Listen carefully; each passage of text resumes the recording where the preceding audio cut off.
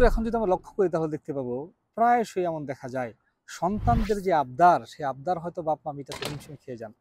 এর বড় একটা কারণ হচ্ছে অনেক সময় সে ছোট থেকেই চায়, কিংবা অনেক সময় বড় থেকে তাকে এতটা স্বাধীনতা দিয়ে দেওয়া হয় যার ফলশ্রুতিতে সে চাইতেই অভ্যস্ত হয়ে পড়ে।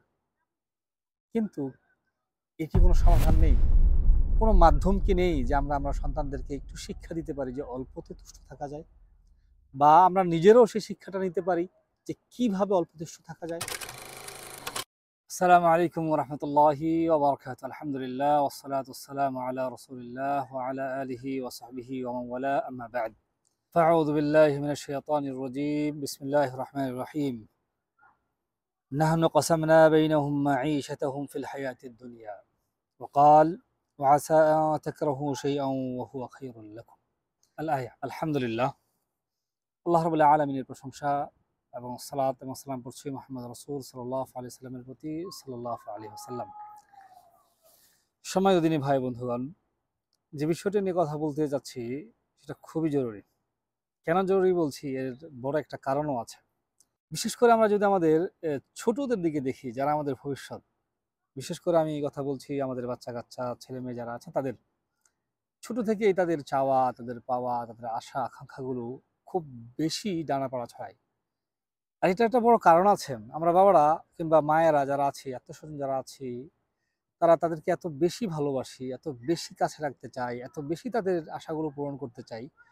ফলশ্রুতিতে একটা সময় দেখা যায় এই আশাটা কিংবা তাদের এই স্বপ্ন পূরণের যেই ধারাটা, সেটা এমনভাবে চলতে থাকে, এক পর্যায়ে সে এমন কিছু আশা করে বসে, পরবর্তীতে তাকে যতই দেওয়া হয়, তাকে যত কিছুই বলা হয়, সে সন্তুষ্ট হয় না। কারণ সে তো ছোট থেকেই পেয়ে অভ্যস্ত, সে তো চাইলেই পেয়ে অভ্যস্ত। তাহলে কিভাবে সে অল্প সন্তুষ্ট থাকবে? দিনী ভাই বন্ধুগণ, ঠিক ধরতে পেরেছেন। আমি কথা বলছি কিভাবে আমাদের সন্তান সন্ততি ছেলে মেয়েদেরকে অল্পে তুষ্ট রাখা যায়, কোন শিক্ষাগুলো আমরা দিতে পারি, কোন বিষয়ে আমরা আলোচনা করলে আমাদের সন্তানগুলোকে বুঝাতে পারি যে এই পৃথিবীটা শুধুই খাওয়া ভোগ কিংবা শুধুই আমার যেটা লাগবে সেটা পেতেই হবে এমনটা না, এটা ছাড়াও আর অনেক কাজ রয়েছে। বিশেষ করে এখন যদি আমরা লক্ষ্য করি তাহলে দেখতে পাবো প্রায়শই এমন দেখা যায় সন্তানদের যে আবদার, সেই আবদার হয়তো বাপ মা মিটাতে হিমশিম খেয়ে যান।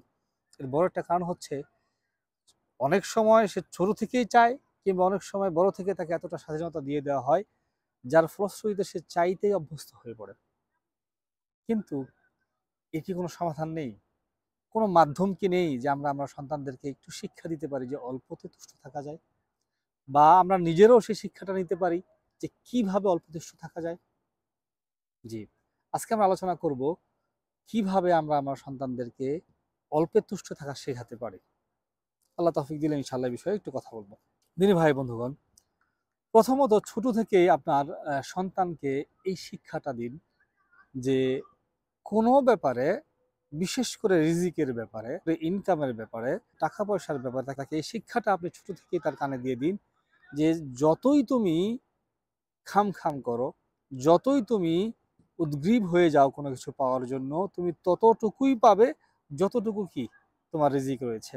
যতটুকু আল্লাহ তোমাকে দিয়েছে ঠিক ততটুকুই তুমি পাবে। অন্যথায় একটা দানাও কিংবা একটা পয়সাও তুমি কিন্তু কোথাও পাবে না। এটা আমার কথা না, স্বয়ং রাসূলুল্লাহ সাল্লাল্লাহু আলাইহি সাল্লাম কিন্তু বলেছেন, মানুষদেরকে উদ্দেশ্য করে বলছেন যে ইত্তাকুল্লাহ, যে তোমরা আল্লাহকে ভয় করো। এবং পরবর্তী রাসূল সাল্লাল্লাহু আলাইহি ওয়াসাল্লাম বলছেন যে তোমরা রিজিক যখন অন্বেষণ করবে, উত্তম পন্থায় রিজিক অন্বেষণ করো।